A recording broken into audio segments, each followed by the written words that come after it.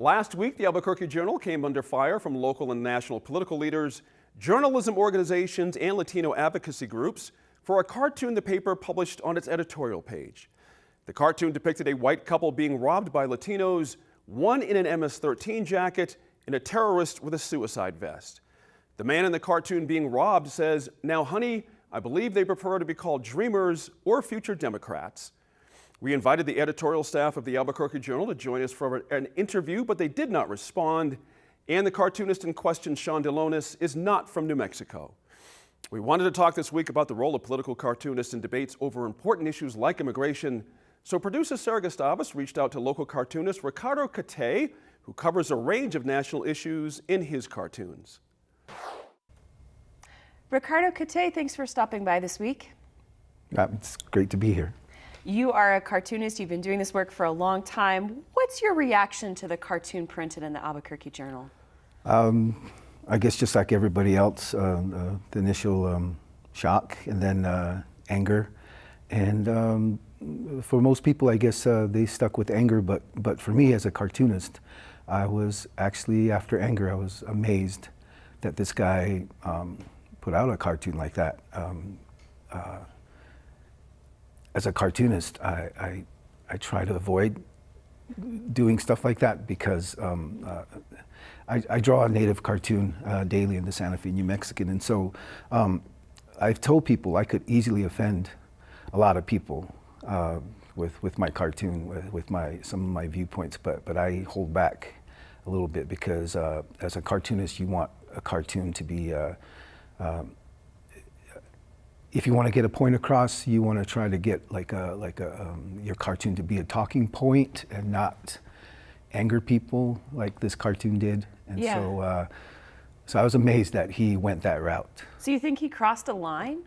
Yes, I believe he did, but I think he intentionally wanted to cross that. I think he likes shocking people, angering people, because after the cartoon appeared, I read a short interview of stuff that he said, and he actually believes in what he drew. He's a Trump supporter, and but I was still amazed that he did something like that. Yeah. Now, for you though, when you are doing a cartoon that maybe is touching on a current event or something that is controversial, how do you decide how to approach it? Well, like I said, you want to have the talking points. You want both sides to talk about it. And when I was up at Standing Rock a year and a half ago, I initially went there out of curiosity to see what was happening up there. And once I got up there, 2-3 days later, I realized what was going on, and the amount of I don't know how to say this,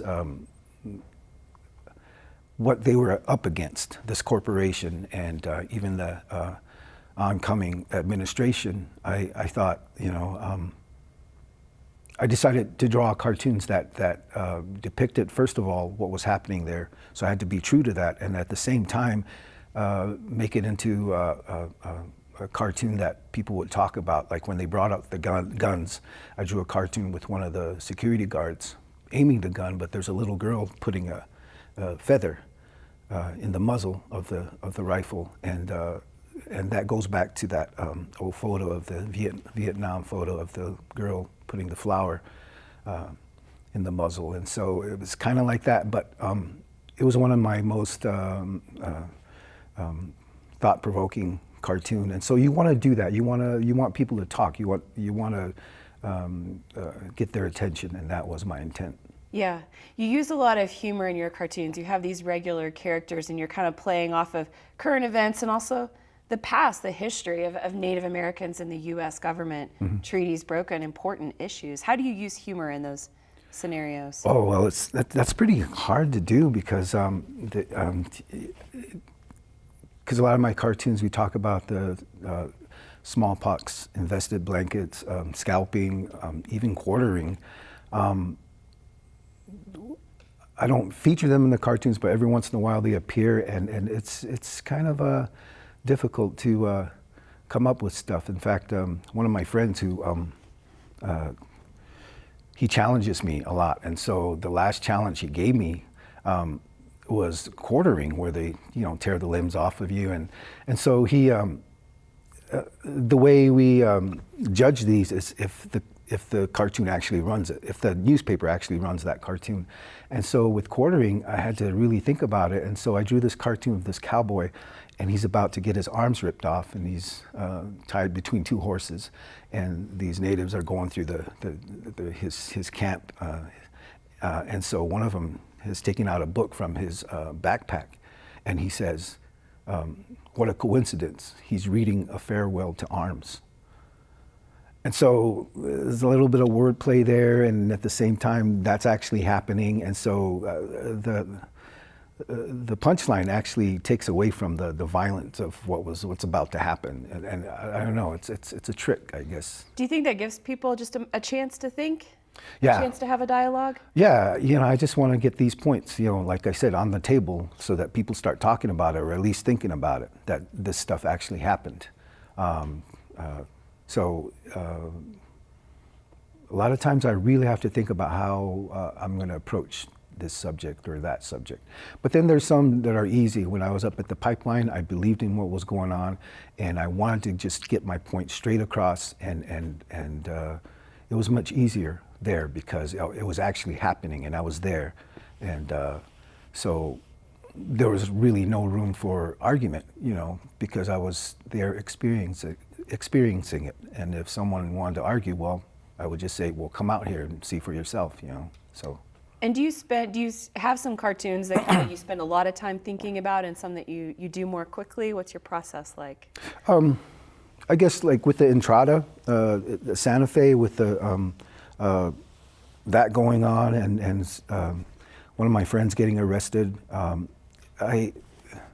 you really have to think about stuff like that because then there are people that you respect, and the town that I'm always in, the town that carries my newspaper, you kind of have to juggle things in your mind to get the right approach.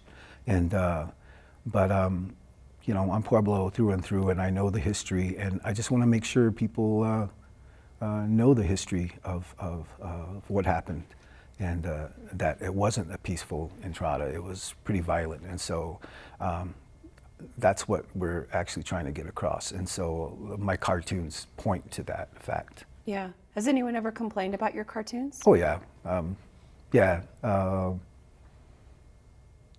I kind of poke fun at the Catholic Church a lot, and so when I do, I get a huge response. It's not really anger. It's kind of like oh man, you did this. I can't believe you did this. And I said, well, this is how I think. And so there's been a couple of them. I got a lot of hate mail when I first started 11 years ago for the paper, because people didn't know that I was Native. They thought I was non-Native, and I got a huge stack of hate mail that said this cartoon isn't funny, it's not drawn right, it's making fun of Natives, it's a racist cartoon. And so I wrote back and I told them, I'm Native myself, and this is how I see the world. And they wrote back saying, oh, I guess it's okay then. So it's kind of strange that, they hated the cartoon because they thought maybe, it was drawn by a non-Native. But Yeah. the fact that I drew it, then it was okay. And so I'm able to get away with a lot of stuff that someone else probably wouldn't. There certainly hasn't been enough representation of in cartoonists and in journalism in a lot of places. The editors of the Albuquerque Journal said they wanted to have a dialogue around this cartoon, that was their goal. It's not happening in that case, but it sounds like you're saying there can be a dialogue around cartooning. And what do you think makes that possible? Yeah, well, if the Journal wanted dialogue, I think it's one-sided. But like I said, you have to balance between the two sides that you're going to draw against. If it's a Republican, Democratic cartoon, you have to focus on the issue and not so much something coming from either side. You have to focus on the issue and the point you're going to get across. And so I think the best way to do it is forget who is on which side, and you just focus on the issue, focus on what you're trying to get across. And I think that's how you do it. You get that dialogue. Mm-hmm. But if you're one-sided and you're just saying, oh, this is my point of view, well, you're going to get backlash from the other side. So it's just like a seesaw. Just you can see which side's heavier or whatever, and so you can distinguish where the middle is, where the balance is. Our country seems particularly divided on some of these issues like immigration. Do you think that there's an important role for cartooning right now in debate and discussion? I think there's a lot of room for cartoons for any issue, yeah, because people yelling on both sides across from each other, and then here's this cartoon, and particularly if it's funny, people will stop and they'll laugh, and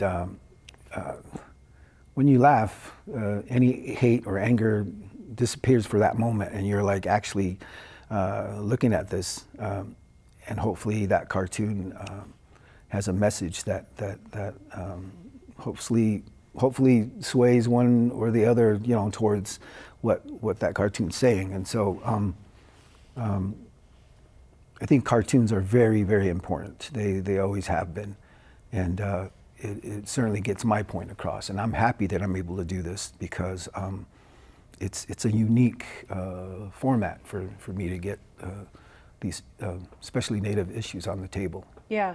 And does it make you think about things in a different way if you're trying to get away from looking at one side or the other and talk about issues? Does it change you? Oh yeah, I think it's a calming experience when you start looking at stuff that happens, and you even with my family, every family has these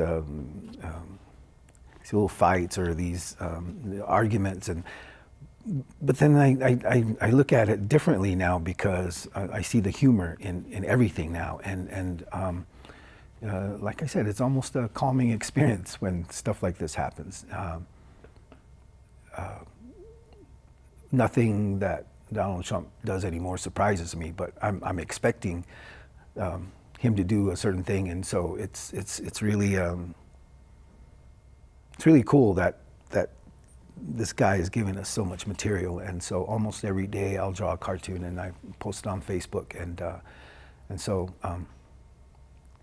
it's a fun time to be a cartoonist. And you are the only Native cartoonist in a major daily newspaper. What do you think would change if more papers ran your cartoons, or we got more Native Americans, more people from diverse backgrounds into cartooning? Well, my goal is to get into more newspapers, and people are asking me why I'm not syndicated. Well, that's by choice. I haven't done it yet because I know how busy I would probably get, and the demand for keeping up with the cartoon as a daily, it's pretty demanding. And so once I'm ready for that, I'll try to get in more newspapers. But yeah, I would love to see more Native minority cartoons in the paper. Right now, I'm pretty good friends with Lalo Alcaraz, who does La Cucaracha out of Los Angeles, and we're in contact all the time, and we like each other's cartoons, and we'll critique each other's cartoons, and so. But we need that point of view, and cartooning is, like I said, a unique way to get those points across. We had Lalo in a few months ago. We'll put a link to his interview with yours online as well, and some links to your work so that folks can check out the cartoon and the work that you're doing. Thank you so much for stopping by this week. Well, like I said, I'm glad to be here. I'm glad to spread the word.